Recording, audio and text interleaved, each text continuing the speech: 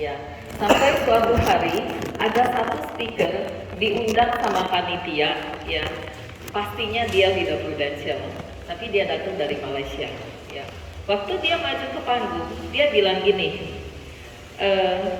waktu saya lulus kuliah, saya sedang bekerja, kemudian papa saya panggil saya. Papa saya bilang gini, Lohan Pak, sini. Ya, ini papa udah tua, ya. Papa mau mewarisi bisnis papa ke kamu, ya. Enak gak sih jadi dia? Enak ya. Tapi dia nggak mau, ya.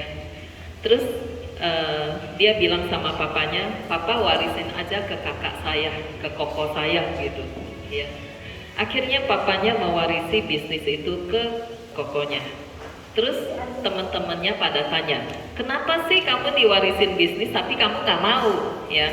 Terus dia bilang sama temennya, dia bilang gini, saya dari kecil, ya, saya ngelihat kakek saya pola hidupnya itu bangun pagi, terus siap-siap makan pagi, habis itu jam 8 siap-siap buka toko, ya.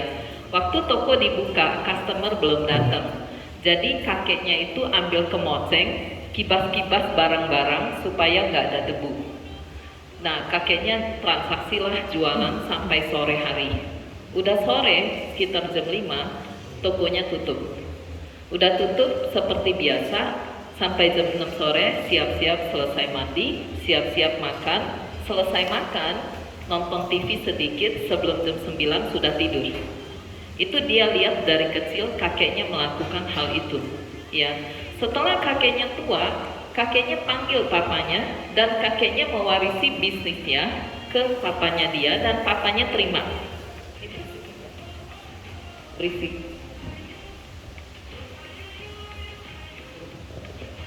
Matiin boleh nggak?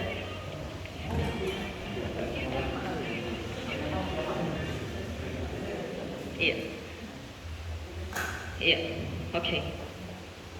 Jadi dia melihat kakeknya mewarisi bisnis itu ke papanya.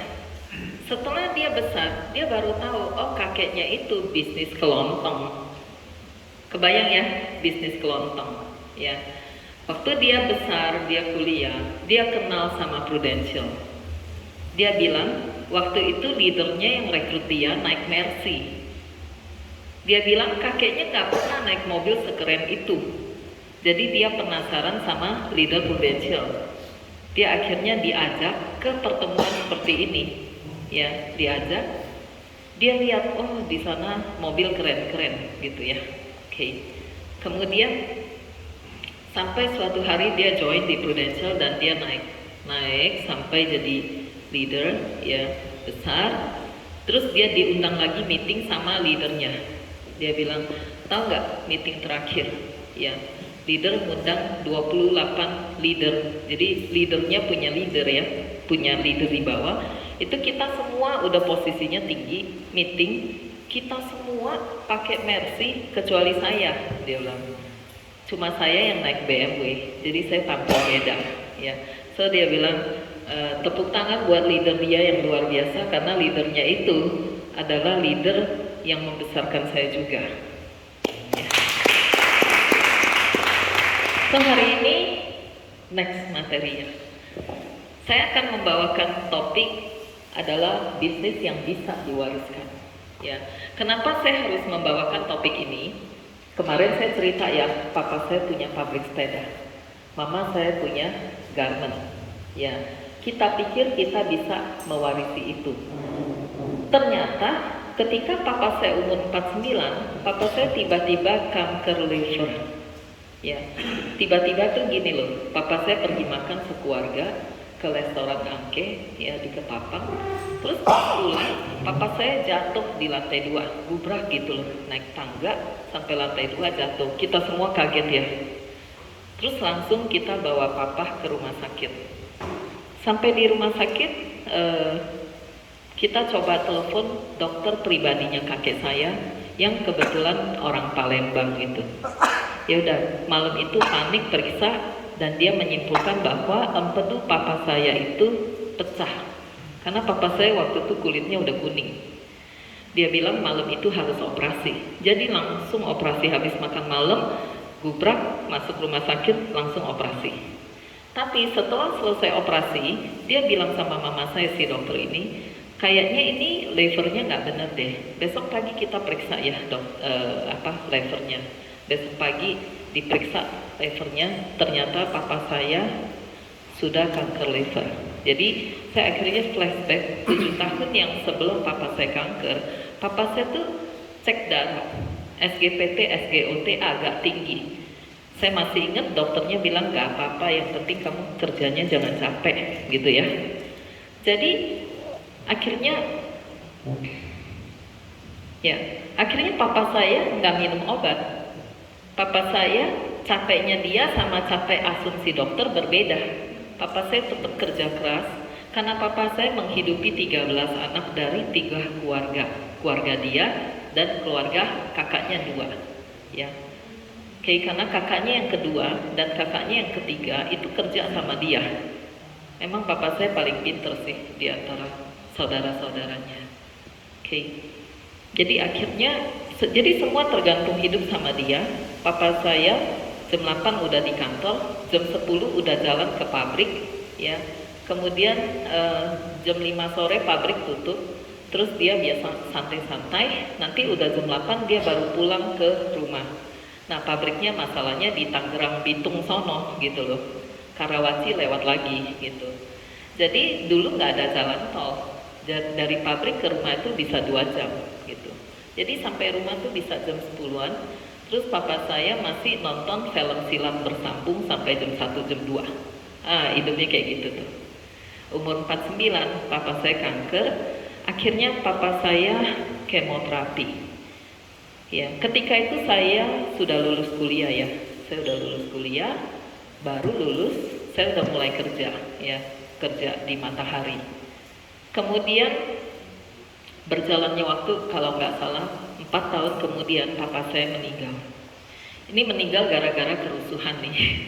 Jadi di tengah-tengah papa saya lagi kemoterapi, kerusuhan. Jadi kemoterapinya dipending 2 minggu, nggak bisa berangkat, pokoknya kacau Jakarta. Setelah kerusuhan reda, papa saya langsung terbang ke Guangzhou untuk melanjutkan kemoterapi. Dokternya bilang, kenapa kamu sekarang baru datang? Ini udah terlambat. Pas dicek kankernya udah kemana-mana, dokternya bilang, kamu kali ini pulang jangan balik lagi. Ya ini saya dapat cerita dari koko saya. Ya koko saya bilang, papa nangis loh Cian hari itu. Iya dokter soalnya ngomong gitu. Iya, saya bilang ya udahlah, semua orang juga pasti akan meninggal, tinggal caranya doang sama umurnya berapa, sama bisa nerima apa enggak gitu loh. Ya, ya udah. Setelah pulang dari kemoterapi, ya kan kerusuhan itu bulan Mei, ya tanggal 12-13 Mei tahun 98.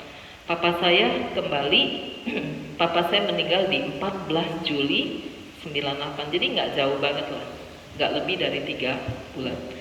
Nah setelah papa saya meninggal, ini pabrik sepedanya bagaimana?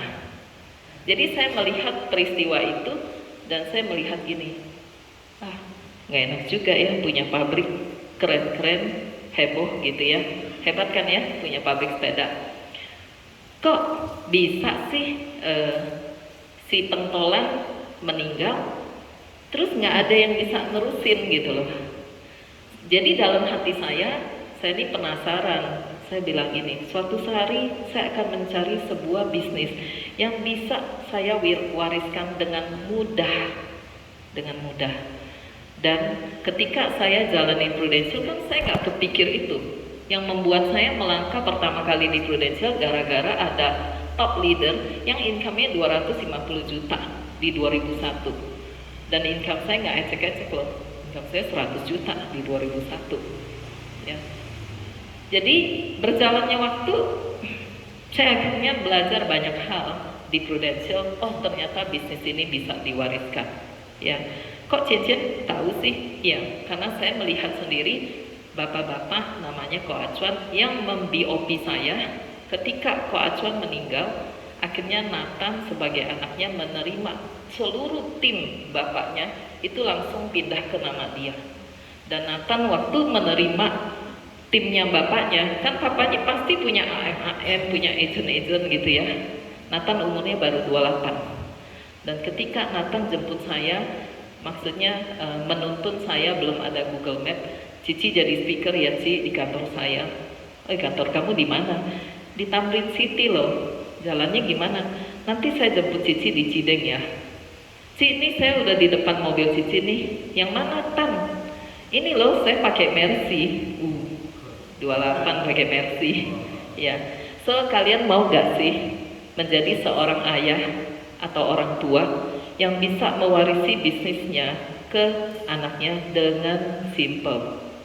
Kenapa? Karena tim bapaknya yang udah jagoan-jagoan itu nggak perlu bimbingannya Nathan, ya.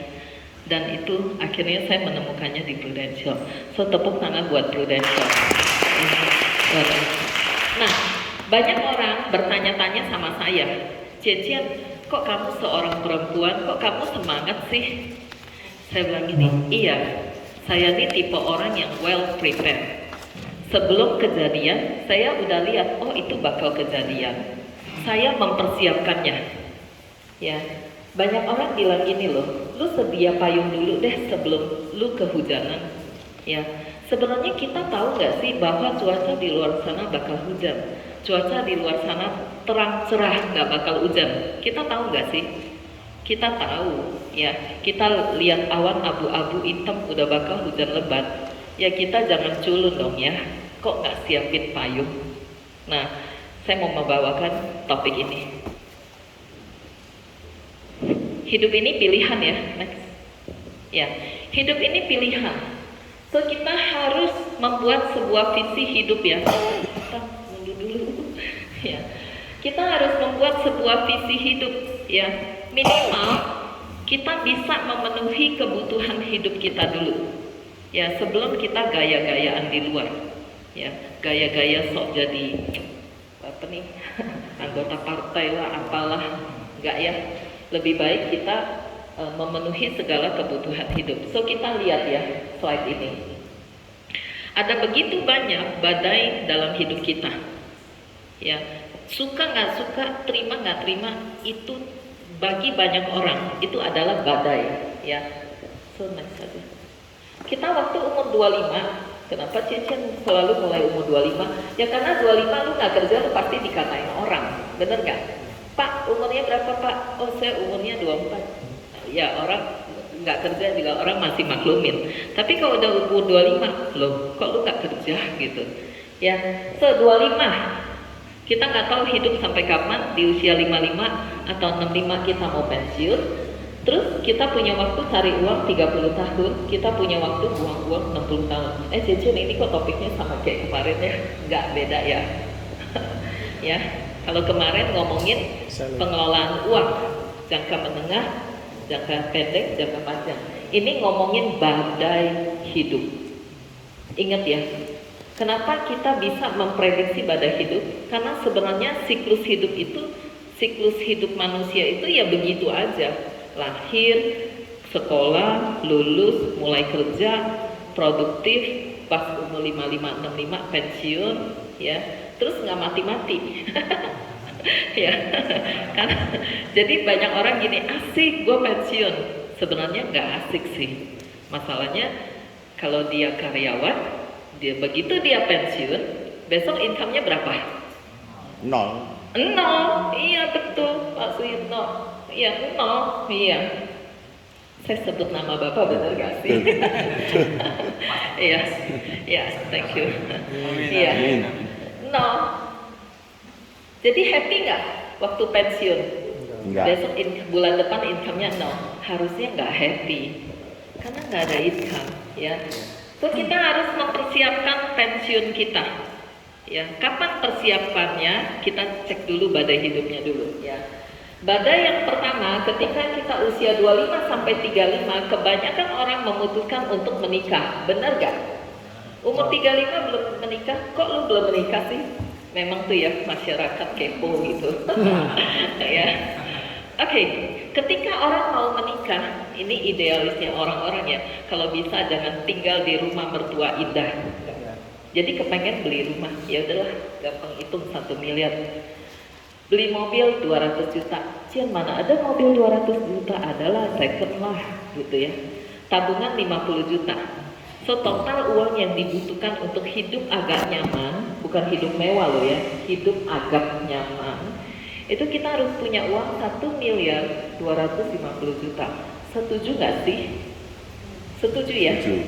Gila nih, ini yang kemarin sampai cari uang mulai si Jen tuh ngomongnya tajam juga ya. Oke. Ya, oke. Dari usia 35 sampai 45 saya mau nanya sama Pak Suyitno. Ya. Oke, Pak Irwan. Iya. Pak Suyitno, kalau Bapak umur 45 ya, kira-kira orang tua Bapak usia berapa, Pak?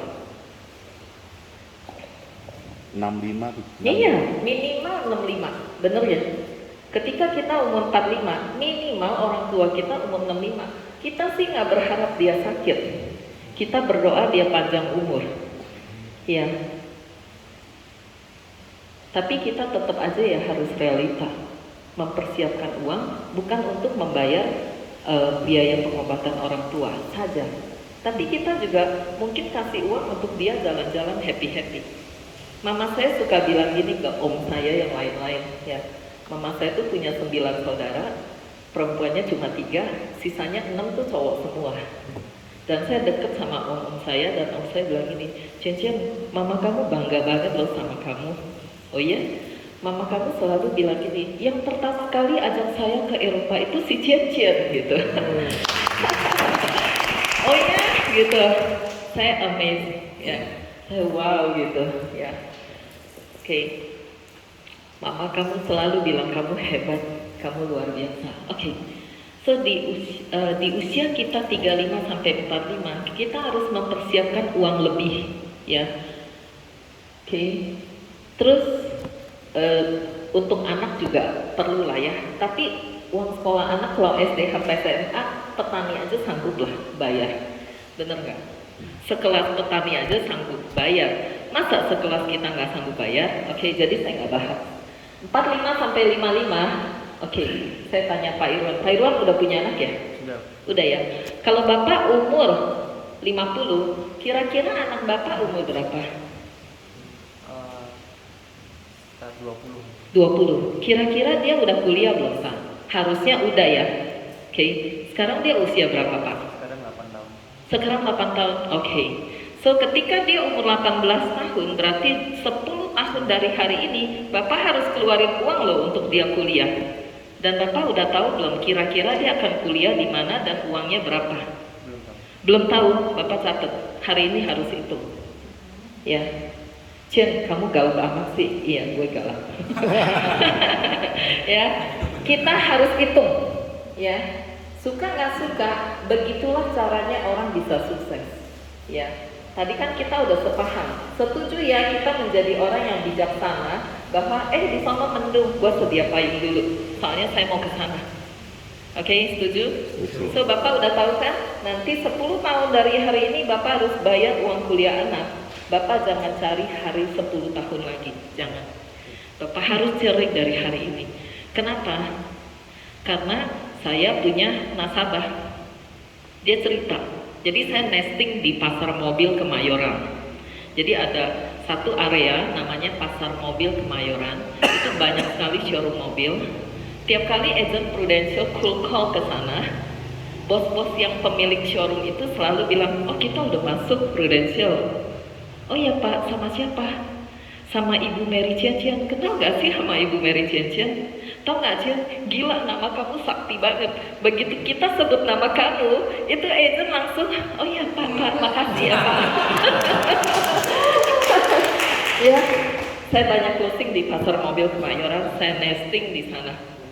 Ya, waktu saya tahun 2002.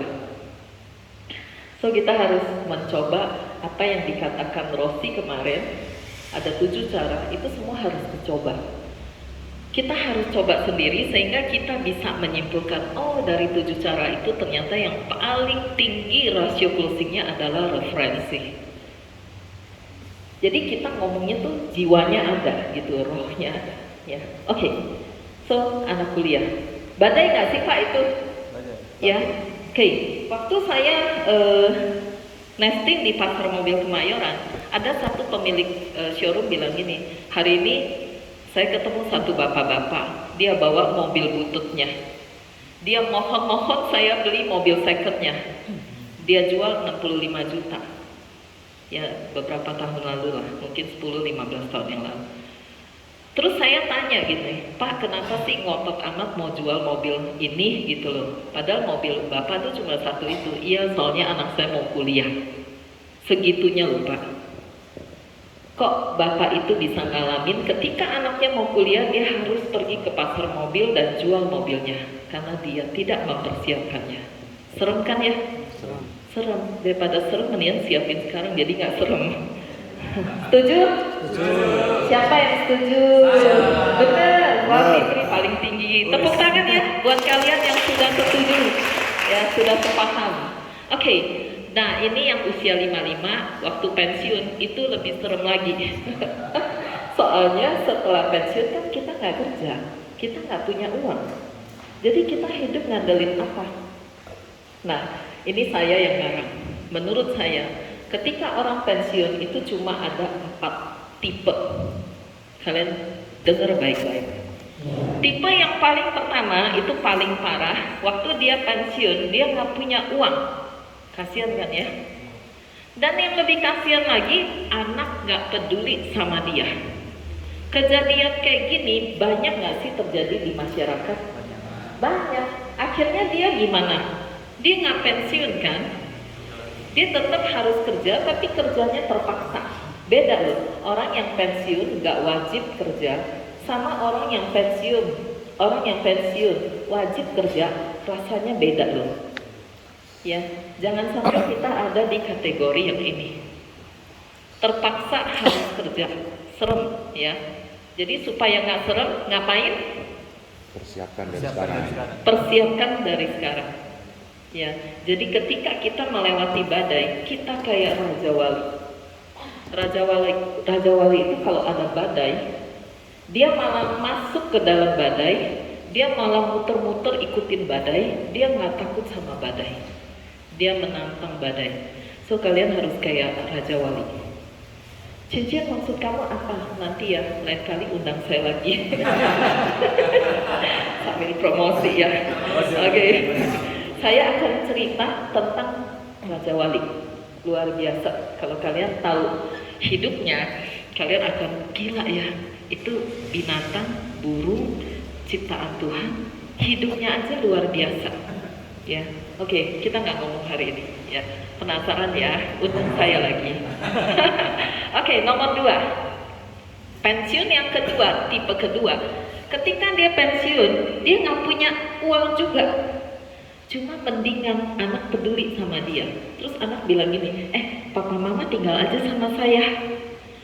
Tenang aja pak, mah, pokoknya makan saya yang tanggung, semua saya yang tanggung. Tapi anaknya juga pas-pasan ya, karena harus membiayai papa mamanya, tapi juga harus membiayai anak-anaknya, benar gak? Kira-kira pas-pasan, sandwich ya? Iya. Akhirnya karena uangnya pas-pasan si papa mamanya di hari tua di rumah aja. Kalian ngebayangin loh, kalau hari ini kalian di rumah sehari betah gak? Betah lah, enak ya. Kalau setahun betah gak? Gila, setahun gua di rumah kayak di penjara ya. Tapi gak ada uang, cuma ada uang jalan-jalan ke Indomaret balik lagi. Ya, serem juga ya. Yang ketiga, pensiun yang ketiga, dengan bangganya dia bilang gini, Cincin, gue udah punya duit nih 1 miliar. 1 miliar gede gak? Relatif. Buat beberapa orang itu besar, buat beberapa orang itu kecil ya. Waktu dia pensiun dia punya 1 miliar. Kalian bayangin, hari ini kalian usia 55 dan kalian punya 1 miliar. Dibungakan, ngomong gampang deh, bunganya 1% sebulan, padahal nggak ada ya, 0,5 aja nggak dapet gitu. Anggaplah 1% itu gampang, kalian dapat 10 juta tanpa kerja ya. Dapat 10 juta sebulan hari gini cukup nggak sih?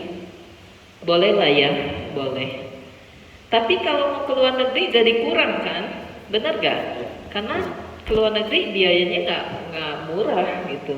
So kalau kalian mau ke luar negeri, kalian mesti kumpulin berbulan-bulan, baru 1 tahun, baru sekali bisa ke luar negeri. Bete juga ya, masa drakor melulu gitu ya. Oke. Yang keempat, ketika pensiun dia punya 10 miliar dan dibungakan dapat 100 juta sebulan ya. Kira-kira kalau kalian disuruh pilih yang pertama sampai yang keempat, mau pensiunnya gaya apa nih? Gaya 1, 2, 3, 4. Yakin? Yakin. Masa sih? Iya. Ngomong doang. Ya, bener, ngomong doang nih. Ya. Habis ngomong doang, saya ngomongin integritas loh. Ya. Hari ini saya mulai naikin yang keempat. Saya bilang sama KPM owner, yang kita punya WA group, pemilik kantor seluruh Indonesia, pemilik kantor Prudential seluruh Indonesia. Jadi ada pemilik kantor yang agak-agak depresi dikit, tapi kalau saya tetap on fire, oke, on fire. Saya bilang gini, aduh, hari ini nggak adalah uang yang jatuh dari langit. Ya, kalau kita nggak kerja, ya itu mimpi gitu loh. Ya, itu tengok-tengok saya galak nih ceritanya. Ya, saya bilang hari ini kalau udah dapat income banyak, disimpan dong. Ya, jangan dipakai sampai habis. Jadi kalau COVID kurang duit, jangan mengeluh gitu. Ya, kan kita udah sepakat setuju kan, sedia payung sebelum hujan kan, ya. Jadi saya akhirnya bilang, kita tuh minimal harus punya deposito 20 miliar lah. Jadi nanti pas kita duduk aja resesi COVID aja, mohon maaf ya, saya renovasi rumah. Ya.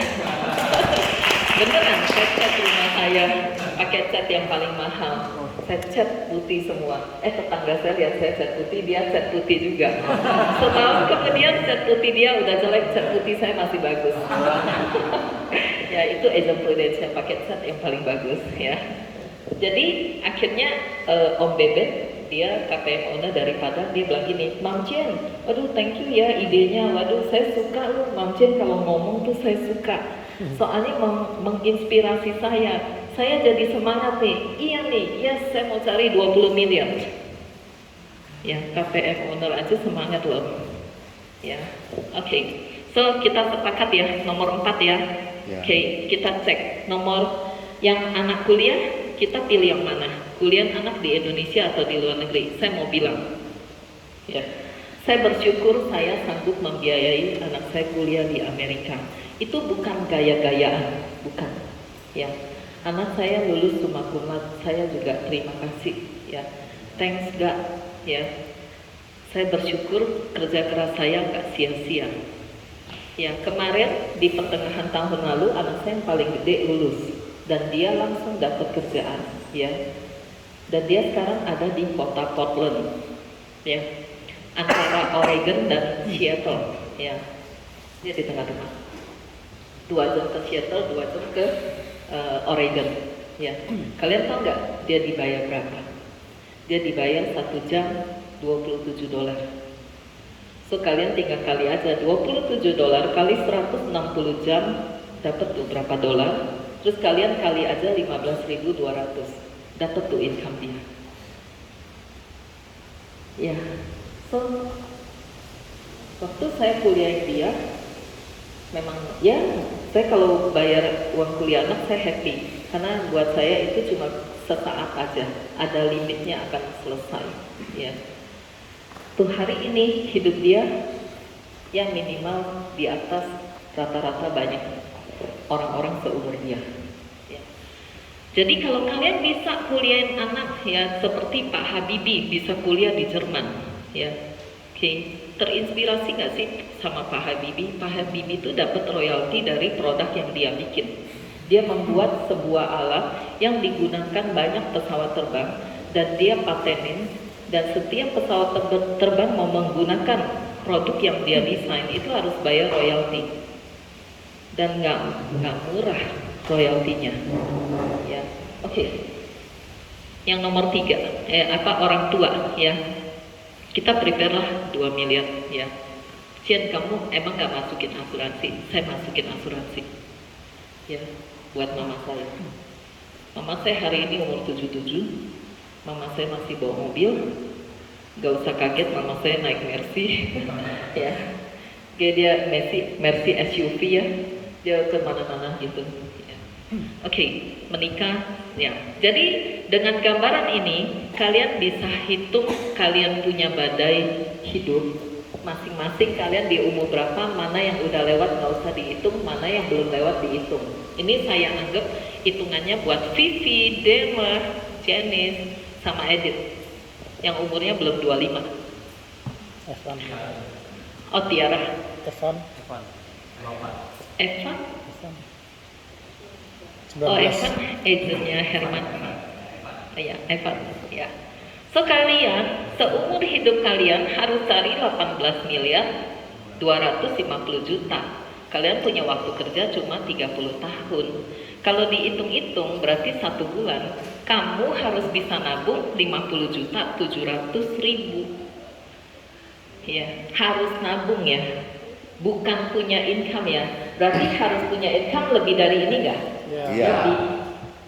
Karena saya sudah menyadari ini dari belum umur 25. Saya umur 20-an, 21 saya udah lihat ini. Makanya saya nggak mau buang waktu saya cuma hehe ngomong di kafe, meskipun kafe banyak ya, meskipun saya sanggup bayar makan minum di kafe, saya nggak mau. Orang kalau mau ketemu saya pasti nanya tujuannya apa, mau ngomong apa. Kalau tujuannya nggak ada efek bagusnya buat saya nggak mau ketemu. Buat saya waktu adalah uang. Waktu adalah waktunya kita buat cari uang. Ya, jadi waktu saya lulus kuliah, saya kerja di 3 perusahaan. Ini saya nggak pernah cerita ya, nggak pernah ya. Oke. Iya, waktu saya kerja di Matahari, saya tuh kerja di 3 perusahaan.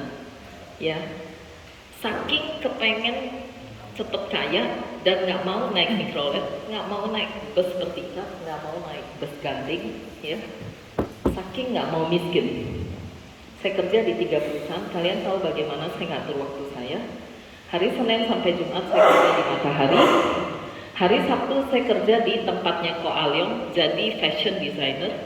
Di sana Ko Alyong bayar kakak kelas saya, gajinya sama saya.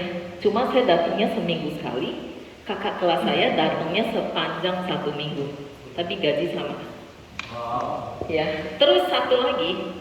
Cian, udah habis tuh waktu lu Cian? Enggak. Satu lagi, saya kerja freelance. Ya, saya jual desain saya. Oke, jadi si bos kasih saya konsep. Terus saya bilang sama si Xiong Yung, si bos yang ketiga ya, namanya Xiong Yung. Saya bilang, "Ko Xiong Yung, mau gambar apa?" "Ini ya Cian, tolong gambar celana pop buat anak balita. Terus tampangnya lucu, ada panda-pandanya, ada dogi-doginya." Terus dia cuma kasih konsep, ya, celana popnya modelnya kayak gini. Nah, di dalamnya tuh kantong dan desainnya tuh saya yang desain. Perhitungannya gimana sih ya? Oke, saya akan gambar setiap konsep 10 biji. Kalau Ko Xiong Yung ngambil semua, itu harganya 10.000 satu desain. Tapi kalau Ko Xiong Yung pilih nih Cian, gue cuma mau beli 3 nih, itu harganya 25.000. Oke, deal. Kapan saya bisa ambil? Minggu depan. Jadi tiap kali dia kasih konsep, saya cuma kasih tahu dia, minggu depan ambil. Jadi saya info minggu depan. Dulu nggak ada telepon ya. Dulu mah zaman saya masih di Matahari, supplier pakai handphone kayak batu bata gedenya. Itu aja udah bangga banget ya supplier. Ya, kalau saya flashback belum ada handphone. Jadi si Ko Xiong Yung ini datang minggu depannya. Dia pilih. Pas dia lihat 10, dia bilang, "Cian, saya ambil semua." Terus dia bayar saya 100.000. 100.000 artinya 1 juta hari ini. Ya, selesai kerja di 3 perusahaan. Pokoknya saya bukan mata duitan. Kalau mata duitan tuh mau ngambil duit orang. Kalau saya money motivated. Ya, termotivasi untuk cari uang. Ya. Oke. Kalau saya mau bilang, Prudential bisa kasih income 50 juta 700. Kalian mau join nggak di Prudential? Bener? Itu cuma ngomongan aja, ya. Integritasnya belum teruji. Kelakuannya mau nggak? Siapa yang mau? Coba. Ngapain lo? Besok cerita lo sama 2 orang minimal. Mau? Mau, yakin? Yakin. So pulang dari seminar ini, kalian harus langsung pergi prospek ya besoknya. Dan kalian bikin target, kalian hitung. Kalau kalian harus ketemu 2 orang, kalian komitmen tiap hari ketemu 2 orang. Mau? Ya. Oke, saya bilang sama leader, satu tuh agent kalian tuh. Ya, lihat tuh kelakuannya, ya. Gampang ya, cuma prospek aja. Ya. Ini TPS saya ya boleh gak? Ini income statement saya dari tahun 2001, ya. Tahun 2001 saya baru 2 bulan join di Prudential, income saya 461.000, ya. Oke. Terus 7 bulan kemudian, ya. 7 bulan kemudian, dulu tuh kita income-nya dibagi 2 minggu. Jadi di tanggal 15 Januari 2002, income saya 3,3, itu baru 2 minggu, ya. Kalian boleh catat, tanggal 30 Januari income saya 7,6. Jadi income saya 7 bulan kemudian menjadi 11 juta sebulan. Itu tahun 2001. Iya, kan 2001 461.000. 7 bulan kemudian di Januari 2002 itu jadi 11 juta.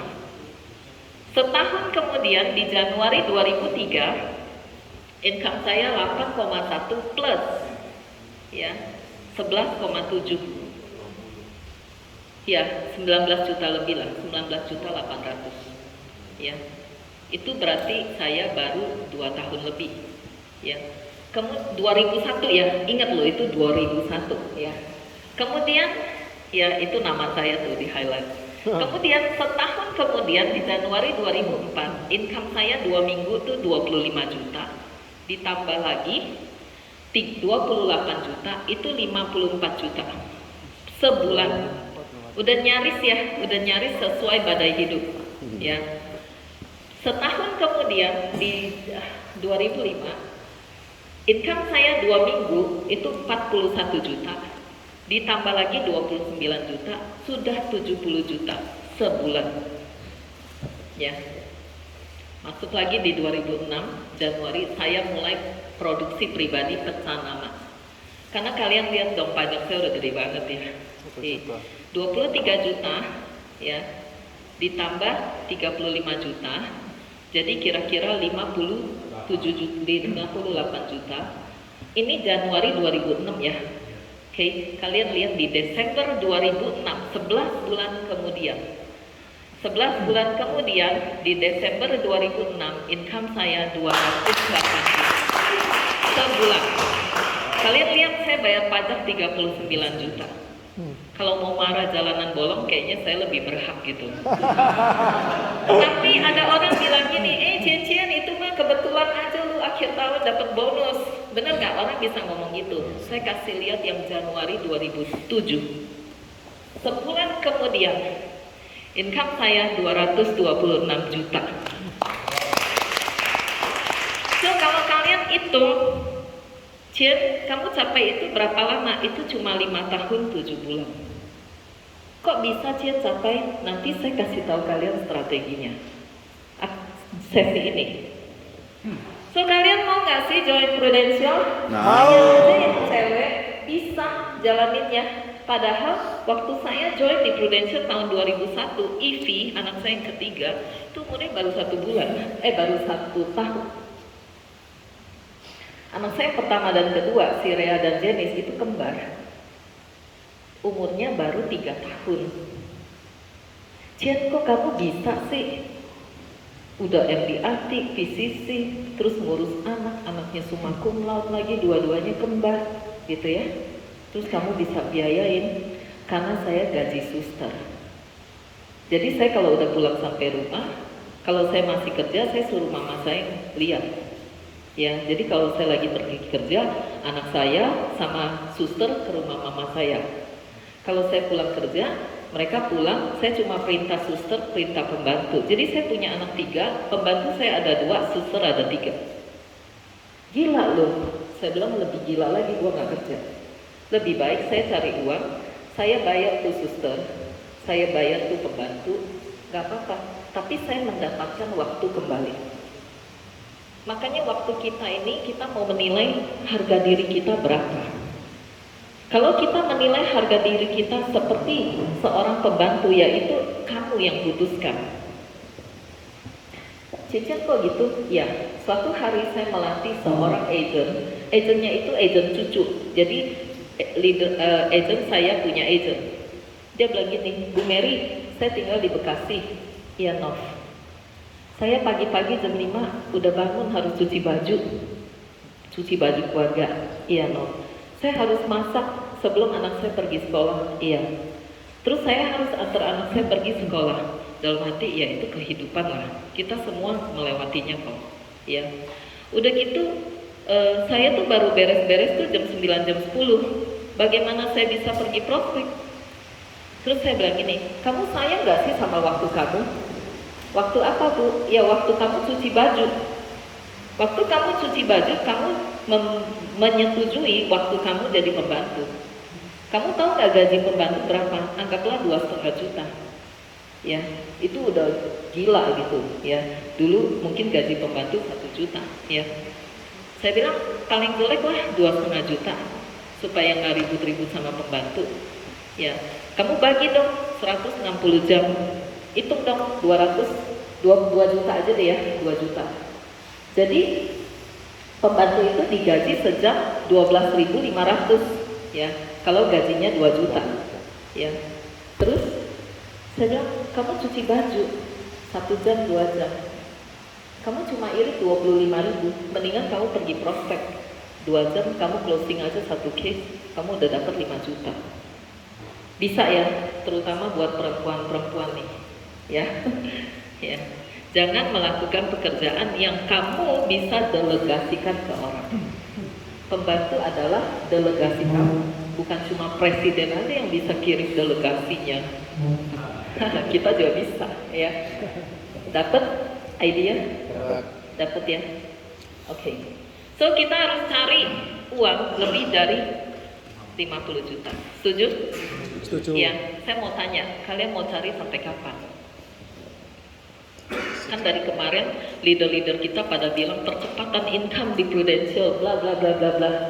Saya mau kasih tahu kalian, gara-gara saya join di Prudential, ya, saya di umur 38, saya sudah menyelesaikan uang ini semua. Sehingga ketika di umur 40, saya mau kerja, oke, nggak kerja juga nggak apa-apa. Saya mau jalan-jalan ke Amerika 1 bulan lebih juga nggak apa-apa. Nggak ada yang komplain, nggak ada yang bilang, oh Cien, ini pekerjaan kita macet nih. Waduh, kamu kapan sih pulang? Nggak ada. Terserah gue. Yang lebih gila lagi KPM owner yang lain pergi Amerika 1 tahun.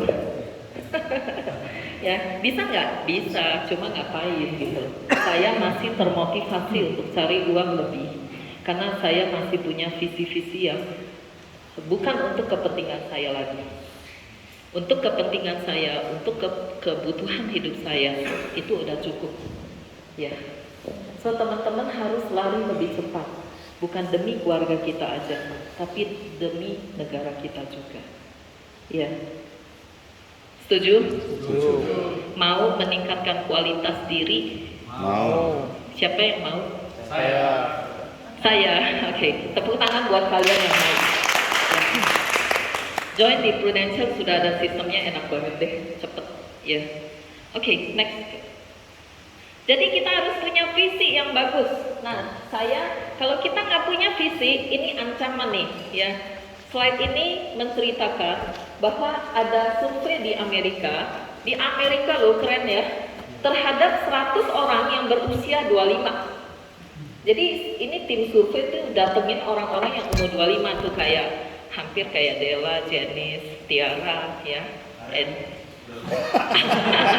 dalam pengakuan. Ya, kemudian si tim survei ini mencatat 100 nama yang dia survei. Ya, 40 tahun kemudian didapatlah kesimpulan. Ya, jadi orang yang umur 25 ini 40 tahun kemudian umurnya berapa? 65. Dan inilah kesimpulannya. 49 orang tinggal di panti jompo mengandalkan anak dan mengandalkan sumbangan. 49 orang berarti separuh dari 100 orang. Terus ada 29 orang sudah meninggal, ya termasuk papa saya lah. Karena papa saya meninggal di usia 53 tahun. Ya, masih muda banget. Ya setelah saya 50 saya berasa, ih gila ya papa gue masih muda ya udah meninggal gitu. Ya, oke. 12 orang mengalami bangkrut karena salah sistem, makanya sistemnya di Prudential aja, ya nggak salah sistem, ya kerja bersama Prudential. Yang 5 orang tuh pensiunnya yang tipe 1 masih bekerja, terpaksa harus kerja, ya wajib kerja. Yang 4 punya keuangan mandiri, ya nggak usah kerja udah ada uang. Yang 1 kaya. So yang hidup enak berapa orang? Cuma 5%. Cuma 5 orang dari 100 orang. Saya mau tanya sama kalian, kalau hari ini kalian nggak prepare hidup kalian, kalian masa bodoh dengan awan mendung dan nggak perlu sediain payung dengan sombongnya, kalian kehujanan, itu kalian akan terima konsekuensinya. Jangan salahin siapa-siapa.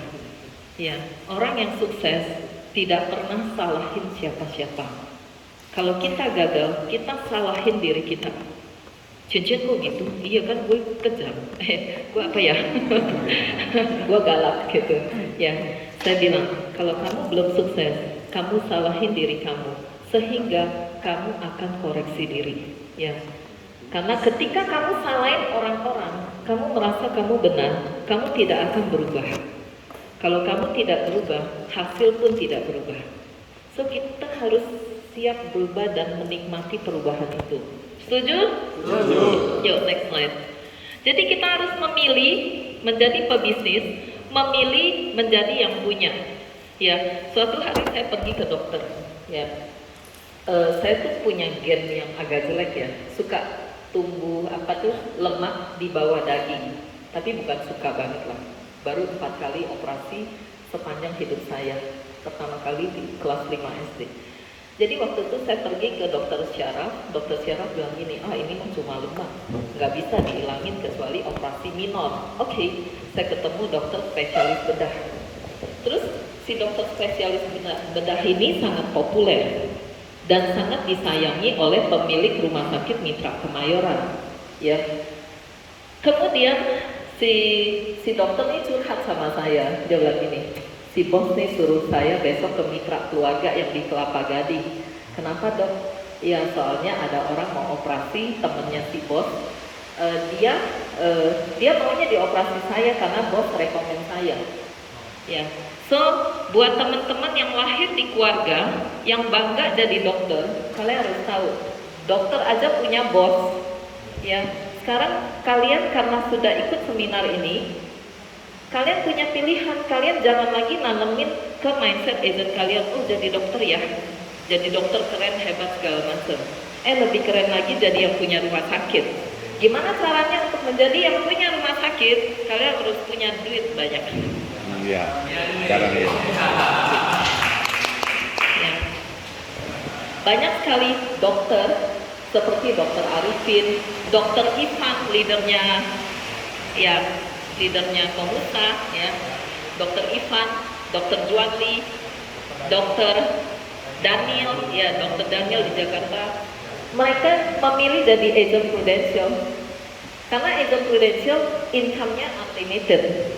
Kalau dokter itu dia mesti sisihkan waktunya, dia mesti kerja, baru dia dapat duit, benar? Kalau dokter nggak praktek dapat uang nggak? Nggak dapat. Jadi dokter itu adalah self-employed, dokter itu adalah profesional. Kita sebagai pebisnis, kita nggak bisa kerja pakai diri kita, karena diri kita ada kelemahannya. Kita bisa sakit, kita bisa tua, ada kelemahannya. Jadi kita harus bekerja menggunakan sistem, tapi sistem yang proven, bukan sistem yang coba-coba seperti si biru, si hijau, si kuning gitu loh. Ya, kalian pilih si merah gitu. Kayak baju kita ya. Oke. So, ketika kita memutuskan untuk join di Prudential, banyak agent bilang gini, susah, Ci. Saya bilang, semua orang juga baru mulai susah. Saya suka bilang sama agent saya, waktu kamu lahir kamu bisa langsung jalan? Gak bisa. Waktu kamu lahir kamu bisa langsung ngomong, orang kabur kali semuanya. Ya, ingat loh, semua ada prosesnya. Jadi saya suka bilang sama agent saya, jangan pernah keluar dari mulut kamu kata susah. Kalau kamu merasa susah, kamu solusinya apa? Belajar.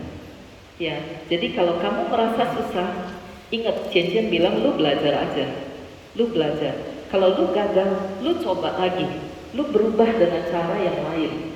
Coba lagi dan coba lagi. Akhirnya akan ketemu nggak sukses? Akan ketemu caranya. Oh, kayak gini kok caranya. Ternyata gampang ya. Ini sama seperti saya mau ajarin Pak Irwan bikin donat. Saya sengaja nih ngajak cowok bikin donat.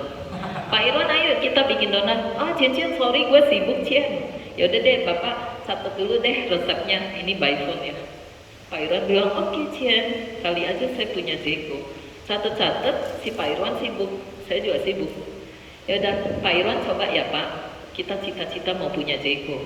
Dia coba bikin donat sendirian. Kira-kira pusing nggak? Pusing. Karena meskipun kita tahu resepnya, tapi kita nggak tahu caranya. Caranya tuh joint fieldwork, ya. Resepnya tuh knowledge, product knowledge lah inilah. Nggak tahu caranya, nggak pernah lihat contohnya. Pusing dong, ya. Gagal terus. Pak Irwan bilang gini, Cian, itu resep bener nggak sih? Itu resep udah pasti bener Pak. Resep buat bikin Jeko Pak. Ya. Tapi kok saya gagal terus? Akhirnya saya bilang ini Pak Irwan, daripada Bapak coba sendiri udah 3 jam kali 3 jam 5 kali udah gagal udah 15 jam, lebih baik Bapak ketemu saya ajarin Bapak habis 3 jam juga. Join fieldwork dong, bikin donat. Oke? Kira-kira saya nih yang jago bikin donat ya. Terus saya ajak Pak Irwan ini ya step-stepnya ya Pak, ini tepung terigu ditimbang dulu ya. Gaya ya, kayak saya bisa bikin donat. Ya. Kira-kira berhasil nggak jadi nggak donatnya? Jadi. Kalau saya bisa, saya ajarin Pak Irwan, bahkan saya kasih contoh di depan mata dia, terus donatnya jadi. Saya tinggal udah jadi, Pak Irwan langsung punya gambaran. Saya tinggal bilang, Pak Irwan janjian sekali lagi, Pak Irwan yang bikin saya nonton aja. So kalian jangan berpikir kalau join film itu selalu leader yang ngomong. Memang di awal pertama kali pasti leader yang ngomong. Tapi setelahnya kalian yang ngomong lah. Leader kan bukan apa ya? Leader tuh bukan asisten kalian gitu loh. Leader tuh leader kalian. Ya. Oke. Ya. So leader bukan babu kalian lah, ngomong lebih kerasnya tuh leader bukan babu kalian. Ya. Masih. Dengerin. Berasa ya dibabuin ya. Oke. Ya. Enggak slide dong Kak, yang gampang. So akhirnya kita akan bilang gampang. Ya, gimana sih cara gampang? Ya, kita cerita 1 hari sama 2 orang setelah kita belajar dari leader kita. Setelah join fieldwork selesai, kalian udah tahu cara ngomongnya. Kalian jangan tidur, kalian ngomong 1 hari sama 2 orang. 1 minggu kerja 5 hari, cengli nggak sih? Kan itu bukan bukan penjajahan gitu ya. Seminggu kerja 5 hari, cuma sehari cerita sama 2 orang. Sejujurnya 2 orang K1 sama 2 orang K2 itu lebih dari cukup. Jujur, kita bahkan bisa prospek 3 sampai 5 orang dalam sehari. kalau kalian benar-benar termotivasi untuk seperti Raja Wali melewati badai. Jadi kalian jangan tunggu badai baru datang, kalian kayak bapak itu nih, aduh ngemis-ngemis, tolong dong beli mobil second saya 65 juta, kalau nggak anak saya besok nggak bisa kuliah. Kalian jangan hidup kayak gitu kali ya. Karena kita orang yang intelek. Setuju? Setuju. Yakin? Yakin. Benar? Benar. Oke, tepuk tangan buat kalian. Dengan integritas ya. Oke, 1 minggu setelah kalian cerita sama 10 orang, ternyata cuma 1 orang yang masuk. Ya, cincin yang 9-nya gimana? Yang 9-nya nggak usah dipikirin. Catat baik-baik ya, banyak agent fokus sama yang 9 itu. Sehingga dia depresi. Kita orang sukses fokus sama hal yang positif. Orang sukses fokus sama hal-hal yang selalu membuat dia lebih semangat lagi. Kalau kalian memikirkan 9 yang gak mau masuk, kalian kira-kira sebel gak sih? Depresi gak sih? Mungkin lama-lama depresi. Makanya kalian harus pinter. Ya, jangan pikirin nasabah yang gak mau masuk, itu mah nasib dia, gak mau ditolong gua. Ya, bener gak? Benar. Ya, kemarin ketika saya on the way ke sini, saya punya 1 nasabah, dia pasang ring 5 di jantung dan dia operasi di rumah sakit Siloam Kebonjeruk. Dan di hari saya on the way ke sini, berarti hari Jumat, itu Prudential keluarin surat pernyataan bahwa Prudential tidak bisa menjamin pembayaran rawat inap dia, padahal black card. Terus dia ngoceh-ngoceh. Saya bilang tenang aja. Ya, yang penting Bapak jujur. Kalau Bapak nggak jujur, ya udah salah Bapak. Saya bilang enggak, ini Bapak jujur kok, Cian gitu kata si istrinya. Gini Bu, si Prudential udah putuskan nggak mau bayar karena Prudential kepengen investigasi di rumah sakit Husada. Jadi kalian jangan kira black card itu pasti cashless semua, pasti enggak ya. Kalau nasabah ditemui bohong atau nasabah kena investigasi, Prudent nggak bayar. Terus saya bilang ini, ya udahlah, Bapak bayar dulu aja, Bu, supaya bisa keluar. Cian, kita nggak punya duit. Kalian tahu nggak yang ngomong ini siapa? Yang ngomong ini adalah importir buah ranking 2 terbesar di Indonesia. Preminya aja masuk sama saya hampir 10 juta sebulan. Saya bilang, Ibu, rumah sakit tagih berapa sih? Belum tahu Cian, tapi kita nggak punya uang sebesar itu. Kenapa Bu? Karena 2 tahun COVID omset kita turun. Dia bisnis buah, omsetnya turun. Ya, kakak saya juga bisnis importer juga turun sampai tinggal 30%. Iya. Jadi waktu ibu itu ngomong, saya udah gak debat. Saya mempercayainya aja, gak punya uang cash. Lagi-lagi gini yang punya uang cash di Prudential ya. Akhirnya saya ngomong dong ke Prudential.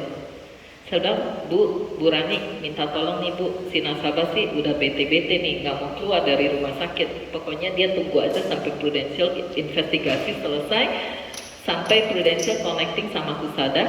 Tapi CS bilang baru Senin mau kirim dokumen ke Husada. Saya bilang CS lelet banget sih, gitu ya. Akhirnya, ya ampun Bu, ya udah Bu Mary, saya beresin. Langsung malamnya si Bu Rani telepon ya. Bu Rani itu head of CS ya, kepalanya CS. Langsung sepak terjang selesai, email munculnya saya disuruh penjaminan awal rawat inap. Saya bilang oke, saya tanda tangan di atas Matrix. Saya tanda tangan lah ketika si Rahel udah datang hari Sabtu pagi. Saya tanda tangan, Komusa bantu saya print dokumen ya, thank you Komusa. Kemudian saya kirim ke nasabah, saya kirim ke Prudential Pusat. Udah jam 2 si ibu bilang ini, Cincin, kita udah on the way pulang ke rumah. Thank you ya. Kalian mau tahu gak? Kan tadi saya bilang ranking 2 terbesar di importir di Indonesia. Tinggalnya di Ancol, Pangandaran. Itu rumahnya tuh gede banget. Rumah saya mah rumah semut, rumah dia rumah gajah.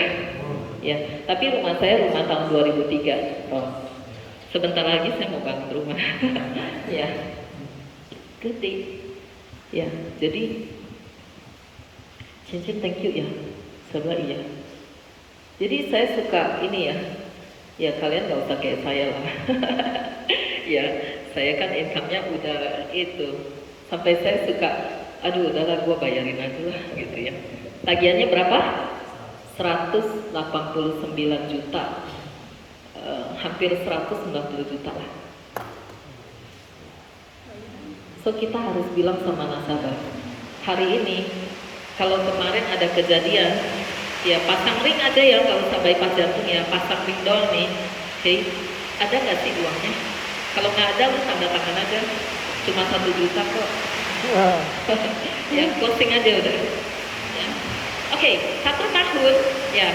Kita boleh closing 1 case atau 2 case. Ingat ya, saya tadi bilang apa? Satu hari. Saya bilang apa barusan? Jangan fokus sama yang 9 orang nggak mau masuk. Kita fokus sama 1 orang yang mau masuk.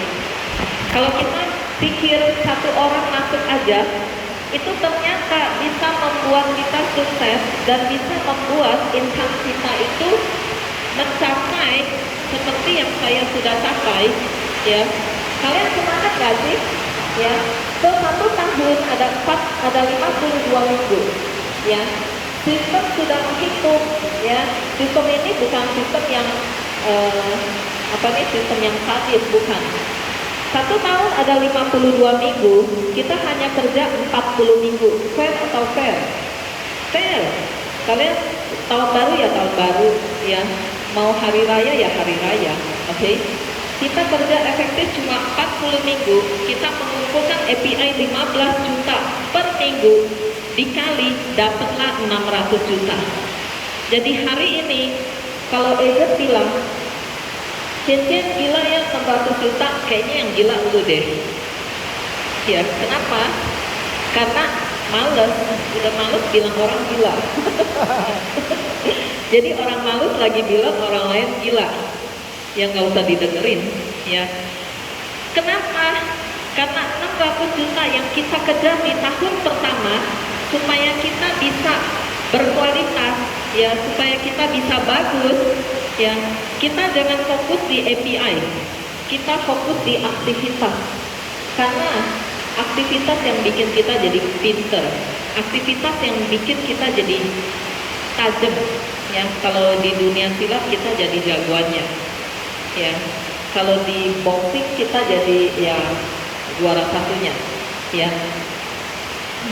So 600 juta hal yang bisa kita capai nggak? Coba siapa yang yakin saya bisa capai? Saya akan berusaha mencapainya. Mati-matian saya lakukan, saya harus capai demi masa depan saya. Saya mau pensiun kayak cincin umur 38 ke pensiun. Siapa? Saya. Tepuk tangan buat kalian yang angkat tangan. Yang nggak angkat tangan siapa tuh? Yang nggak angkat tangan siapa? Nggak dengerin saya ya. Oke, terus next. Ini adalah jenjang karir kita, ya. Saya suka bilang sama leader-leader kalian, saya bilang ini adalah peta jalan kita di Prudential. Ini adalah sistem yang mengukur kemampuan kita. Jadi ada orang ya di luar sana di Prudential, mereka ribut-ribut, mereka bilang, waduh saya turun jabatan, sore saya naik jabatan. Saya mau kasih tahu kalian, kalian bukan karyawan Prudential. Jadi nggak usah pusingin naik jabatan atau turun jabatan. Ya, yang pusingin turun jabatan sama naik jabatan itu cuma karyawan. Mindsetnya mindset karyawan, bukan mindset pebisnis. Ya, karena saya dibesarkan di keluarga pebisnis. Yang namanya pebisnis itu nggak lihat status, nggak lihat status. Yang bisa mengangkat status kalian adalah kelakuan kalian, ya, bukan penampilan kalian, ya. Oke, so 600 juta itu cuma kamu closing 40 nasabah dengan premi 1,5 juta. Semalam saya kasih ide, kasih clue, ya. Ya, saya bilang kalian bikin satu komitmen, 1 tahun kalian menyelamatkan 100 keluarga. Mau gak sih? Mau. Cincin kok menyelamatkan? Iyalah. Kalau nasibnya kayak nasabah saya kemarin, importir buah, ranking 2 terbesar di Indonesia. Sampai nasabah saya yang lain yang suka beli buah, Cincin kamu punya ya? Kenal ya sama orang ini, saya mau dong beli jeruk, mau beli jeruk, tanyain dong 1 dus isinya 40 atau 25. Saya baru tahu loh. Ya, importir buah tuh kalau jual buah kan 1 kotak tuh, ditanya 1 kotak isinya 40 atau 25. Kalau 25 berarti jeruknya gede-gede, kalau 40 jeruknya agak kecil. Saya sampai tahu gara-gara saya connectingkan mereka. Jadi kita punya nasabah banyak, kita punya connecting luas.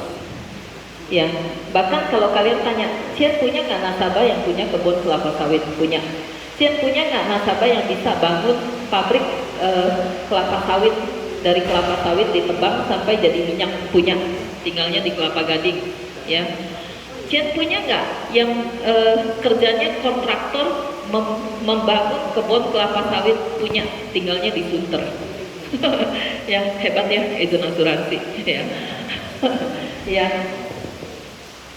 Sampai nasabah saya di Sunter bilang gini, iya nih Cian, saya sering kena malaria. Kenapa?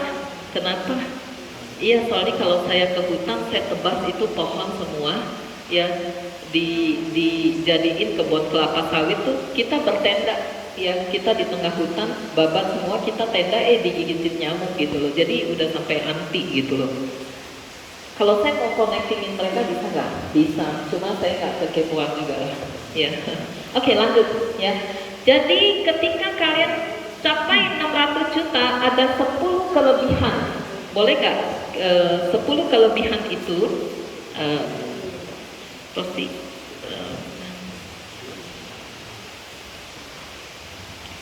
share ke yoga. Ya. Gimana ya? Apa kita, ya, kamu tampilkan terus kita kasih. Jadi kalian harus kejar 600 juta dan alasannya bukan cuma untuk melewati badai hidup ya. Bukan cuma untuk membangun bisnis kita di Prudential, ya. Tapi ketika kalian sampai 600 juta, komisi kalian langsung 22 juta 500. Langsung. Ya, ini real time. Ya. Saya bilang sama Jen, kalau kamu punya income 22 juta setengah, apa yang kamu akan lakukan, Jen? Resign. Wah, tepuk tangan buat Dennis. Ya. Jadi saya banyak melatih agent, ya. Saya nggak pernah suruh mereka resign, saya nggak pernah suruh. Tapi saya melatih mereka sampai mereka closing case banyak. Habis itu mereka yang kasih laporan ke saya, Bu Mary mau info apa? Teringo? Iya, saya udah resign loh Bu dari koperasi. Hah? Kapan? Iya kemarin Bu. Ya. Kok kenapa? Ya karena income saya di Prudential sudah lebih besar daripada income saya di koperasi. Ya, so kalian harus melatih agent kalian, ya, sampai dia wake up, ya. Oke lah, gak usah dibahas kali ya roti ya, di WA aja kali ya. Kita leader semua WA aja kali ya. Boleh ya, nanti saya pending aja. Kenapa saya kalau ngomong jamnya udah mau jam 12. Aduh, gimana sih? Nah ini, jika agent baru sampai 600 juta, 1, dia dapat Star Club. Siapa yang kepengen pergi ke Eropa, ke Italia lagi, ke kota Milan lagi, kota sepak bola? Ya, yakin ya, tepuk tangan ya, buat yang mau itu udah menang 1 langkah daripada nggak mau. Ya. Terus kalau kalian mencapai 600 juta, income kalian 22,5 juta setiap bulan non-stop selama 24 bulan. Gila gak sih? Luar biasa gak sih? Meskipun kalian bulan depannya gak ada closingan, Prudent tetap kirim uang ke kalian 22,5 juta sampai 24 bulan. Pertanyaannya, kalian berani gak sih beli mobil, beli rumah? Pasti berani. Ya. Yang nomor 3, bonus produksi kalian maksimal. Jadi si Prudential ini kasih bonus ada 3 level. Level yang paling tinggi adalah kamu minimal harus capai 600 juta, baru kamu bisa mendapat 50% dari total komisi yang kalian terima sepanjang 1 tahun. Ya, jadi kalian bakal terima uang 100 juta lebih. Ya, 22,5 kali 12 bulan dibagi 2. Itu bonus yang kalian akan terima ketika omset kalian mencapai 600 juta, omset produksi pribadi. Ya. Yang keempat, ketika kalian mencapai 600 juta, ya. Terus ada agent lain yang mencapai 200 juta. Orang kayak Rosi ya, tadi Rosi kan ketemu nih, ya dia bersaing dengan 3 leader dari agensi yang gede-gede, ya. Tapi akhirnya agent itu memilih Rosi. Padahal Rosi bukan ada di agensi yang besar. So bukan salah agensi. Ya kamu bagus apa enggak, ya. So kalau kamu bagus, orang akan memilih kamu. Makanya kita perlu produksi minimal 600 juta, ya. Orang akan bilang pasti skill kita lebih bagus. Gak semua agent bisa capai 600 juta. Tapi kalaupun kita capai 600 juta, kita nggak hebat-hebat banget loh. Kenapa? Karena 600 juta itu belum capai presiden club. Ya, kemarin kalian lihat sambepan saya selama 10 tahun, ya 10 tahun itu saya capai presiden club, presiden kabinet club. Berarti saya kerja lebih dari ini. Tahun ini, kalau kalian mau capai presiden club, kalian harus produksi 2 miliar 175, bukan 600 juta. Jadi kalau kalian sampai 600 juta, kalian jangan merasa hebat ya. Itu nggak ada apa-apanya. Itu cuma garis yang lu aman lah dapat semua yang Prudensial mau kasih lu. Saya mau bilang, kalau hari ini ada orang mau kasih imam uang, imam kasih pilihan ya imam, terimanya 50 juta, 100 juta, atau 200 juta. Kamu pilih yang mana? 200 juta kan? Pasti. Dan kita juga harus tahu dong, untuk mencapai 200 juta pasti lebih syarat dan ketentuan berlaku lebih ketat. Kita kejar, kita harus punya money motivated, ya, termotivasi untuk cari uang. Termotivasi? Aisyah termotivasi? Ya. Terus yang ke-6, kalau kalian mau jadi leader, sebelum kalian jadi leader, kalian harus siapin kebutuhan income yang kebutuhan keluarga selama 1 tahun. Jadi kalian udah harus punya income yang kalau saya nggak kerja pun keluarga saya cukup makan, cukup pakai. Kenapa? Karena ketika kalian jadi leader, kalian akan spend waktu kalian untuk temenin agent join fieldwork. Dan ketika kalian join fieldwork sama agent dan agent itu closing case-nya untuk dia dan dia dapat 105%, kalian cuma dapat 21% atau 33%. Kalian nggak usah sirik kali ya. Itu perang batin loh. Ya banyak leader akhirnya nggak jadi leader karena mereka nggak rela membuang waktu mereka untuk perkembangan agentnya. Mereka nggak rela join fieldwork. Akhirnya agentnya nggak berkembang, agentnya nggak punya contoh. Seperti saya memberi contoh kepada Pak Irwan bagaimana cara bikin donat. Itu saya berkorban loh. Emang habis donatnya jadi dijual? Enggak. Tapi cincin udah habis waktu belum? Udah. Terus gimana dengan keluarga saya, makan apa? Ya, kita sudah mempersiapkannya sebelum terjadi. Ya, 7. Kalau produksi besar sebelum jadi leader, waktu join fieldwork ya itu udah saya bahas ya. Tahun yang ke-8, kalau tahun pertama kita mencapai MDRT, kita maju ke depan jadi pembicara, ya. Kalian Sunday Punch-nya ditampilin. Kalian maunya ditampilinnya keren, wah, tapi kan nggak bisa bohong. Harus sesuai dengan kenyataan. Apalagi bisnis ini adalah bisnis kepercayaan, ya. So, kalian harus kerja keras, kerja serius mulai dari awal. Jadi, kalian bersyukur hari ini kalian ada di seminar ini, kita kasih satu pandangan bahwa kalian harus serius mulai dari awal. Cian-cian kamu suruh kita serius, kamu serius gak sih? Saya serius banget. Ya, saya bahkan seriusnya lebih cepat dari di luar dugaan leader saya. Makanya di 2005 ketika leader saya membelot, ya, dan mereka ngajak saya bilang saya nggak mau.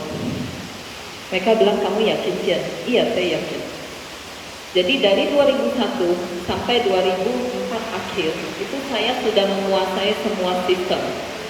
Sistemnya apa sih? Sistem jualan, sistem recruiting, sistem bikin seminar ini, sistem kelas BSC, NAT 1 sampai 6, sistem ASKTP, selling lanjutan. Kalian jangan pikir abis masuk NAT 1 sampai 6 selesai. Enggak loh, masih ada lagi. Itu namanya basic selling class. NAT itu new agent training. Ada lagi kelas berikut ASKTP, Attitude Skill Knowledge Transformation Program. Kalian harus masuk kelas itu 12 minggu. Kalian belajar lagi selling lanjutan. Selesai, masih ada lagi 3 bulan punya kelas. Itu namanya kelas Pro AAD. Kalian belajar basic recruiting. Ini NAT 6 aja belum selesai. Ya, jadi ada 3 kelas besar yang kalian harus lewati di NAT, di kelas BSC 2 bulan, kelas ASKTP 3 bulan, kelas Pro AAD 3 bulan, total semua 8 bulan sebelum kalian naik jadi leader. Ya, oke. Kalau kita dapat jalan-jalan ke Eropa, terus kita beneran foto nih di Eropa, ya foto di stadion Milan, ya. Apa? San Siro. Ya nggak tahu lah. Oke. Santilet ya. Kalian benar-benar foto di sana, bahkan fotonya dari segala sudut ya. Terus kalian kasih ke teman-teman kalian bakal ikut kalian nggak? Ikut. Akhirnya kalian bilang gini, gila ya ternyata recruiting gampang banget gitu. Ya, itu dimulai dari awal. Ya. Yang ke-10, kalau kalian memimpin orang-orang yang tidak kalian gaji, benar nggak? Hari ini leader kalian gaji kalian nggak? Wah. Kok mau sih dengar nurut? Ya, karena leader sudah memberi contoh. Ya, kalau saya bisa mencapai 228 juta dalam 5 tahun 7 bulan, ya saya bisa nggak sih bawa kalian mencapai 228 juta? Pasti bisa. Kalau kalian nurut, benar? Kalau kalian dengar-dengaran. Kalau kalian nggak ngerti dan kalian tanya lagi, kalian gagal, kalian bangun dan coba lagi. Kalian tahu nggak sih apa bedanya orang gagal sama orang sukses? Orang gagal, ya dia udah gagal, dia nggak bangkit lagi. Tapi orang sukses, dia sebenarnya gagal lebih banyak daripada orang gagal. Ya, setiap kali dia gagal, dia bangun lagi, dia coba lagi sampai dia mengerti dan tahu caranya. So bedanya orang gagal sama orang sukses cuma bangkit lagi atau nggak bangkit lagi aja, ya. Oke. Ya, next.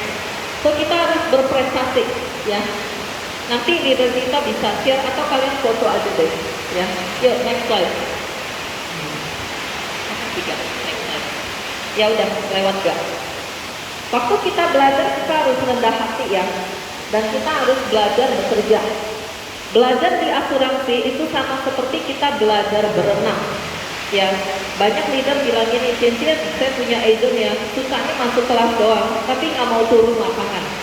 Karena itu agent ya, itu agent ya. Kalau kita jadi pelatih berenang nih, udah sama-sama pakai baju berenang, terus kita kasih teorinya gini-gini, depan mata kolam renang, 2 jam, dia nggak mau nyemplung, dia bilang, oh ya. Gue udah tahu. Balik ganti baju. Keturi kemari.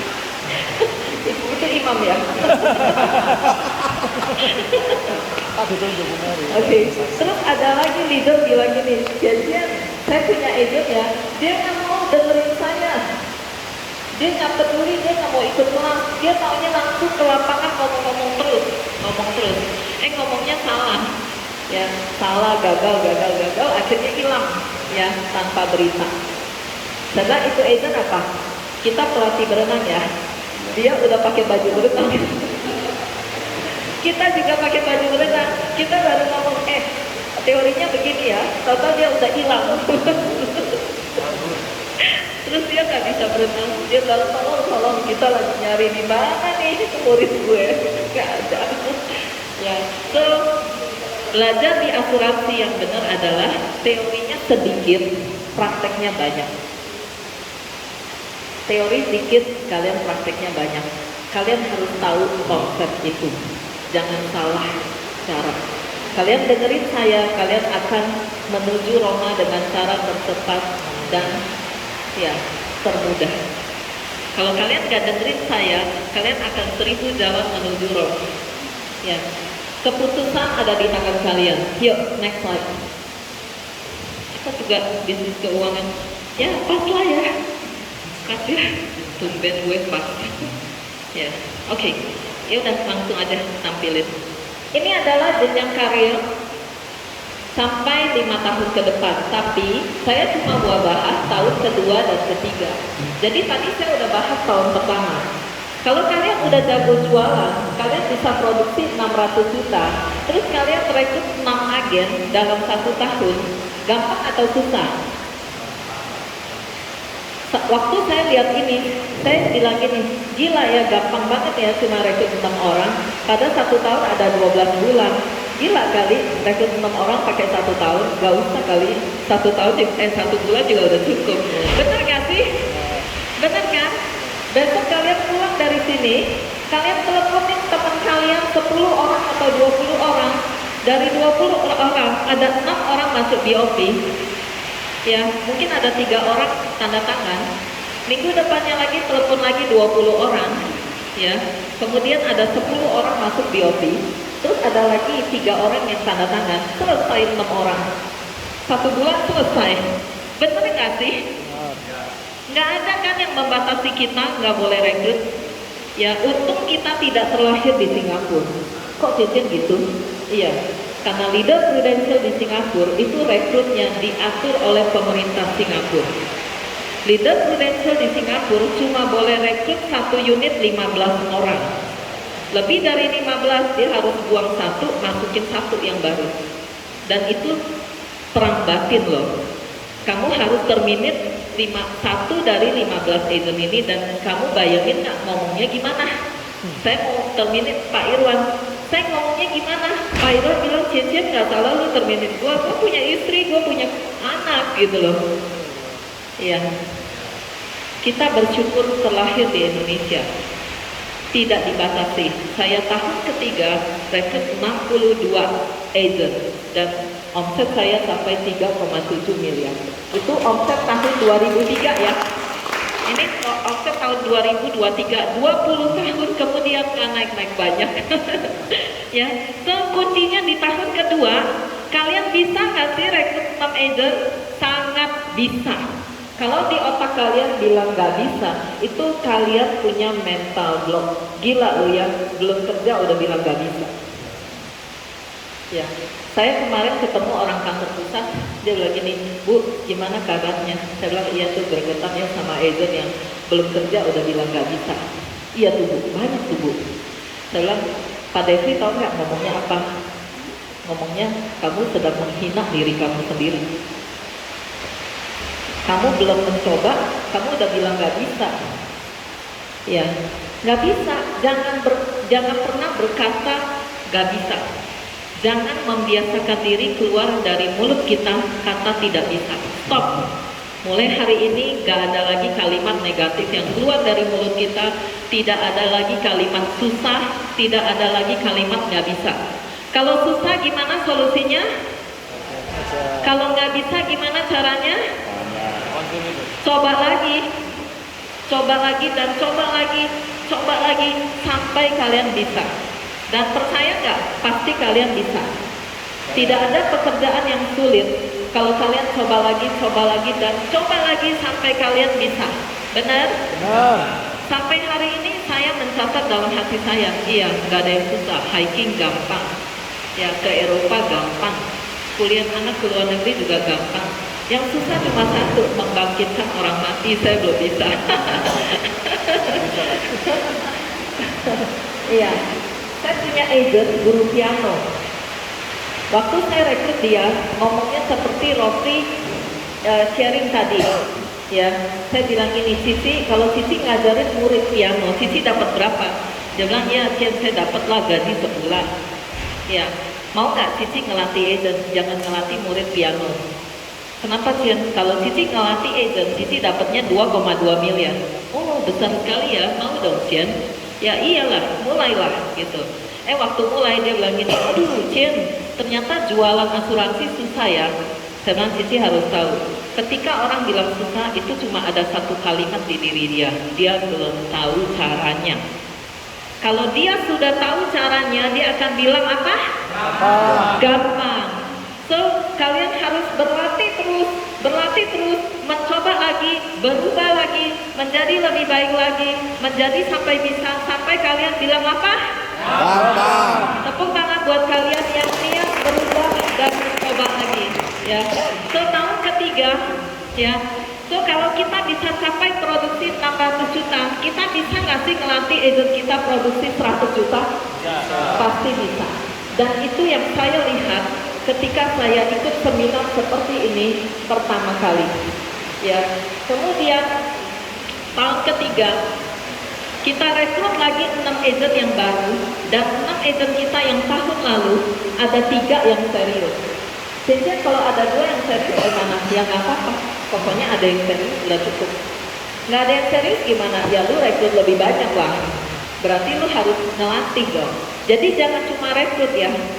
Tugas leader adalah merekrut seperti HRD, melatih seperti trainer, ya, memimpin seperti manajer, seperti bos memimpin perusahaan. So akhirnya kalian akan menjadi seorang bos yang dokter bilang itu bos gua lagi panggil gua nih, ya suruh operasi. Dokter aja diperintah sama bos. So hari ini siapa yang mau jadi bos? Benar. Udah tahu dong ya caranya jadi bos? Tahu ya? Kalau nggak tahu nanti Q&A ya. Ya, tepuk tangan buat kalian. Ini adalah bagan-bagan yang saya lihat pertama kali saya ikut seminar seperti ini di Novotel Bogor tanggal 25 sampai 27 Juli 2001. Dan ini yang akhirnya membuat saya komitmen di Prudential menyisihkan waktu saya, di samping saya menyisihkan garden saya. Ya, gampang banget ya. Waktu itu leader senior saya bilang ini, sebenarnya bisnis ini gampang ya, next aja.